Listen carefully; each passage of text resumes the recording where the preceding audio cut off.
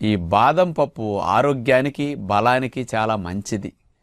ఇవన్నీ గుడ్ కొలెస్ట్రాల్ని పెంచుతాయి. Omega 3 fatty యాసిడ్స్ని బాగా కలిగి ఉంటాయి. హార్ట్కి చాలా మంచిదన్నమాట. కాకపోతే కాస్ట్ని దృష్టిలో పెట్టుకుని అందరూ తినడానికి అవకాశం ఉండకపోవచ్చు, కానీ అవకాశం ఉన్న వారి వరకు తినొచ్చు. మరి అలాంటి బాదం పప్పుని ఎలా తినాలి, ఏమి లాభాలు వస్తాయి అనే విషయాలు కొంత అవగాహన మీకు ఈరోజు. 100 గ్రాముల బాదం పప్పులు తీసుకుంటే అందులో శక్తి 655 క్యాలరీల శక్తి.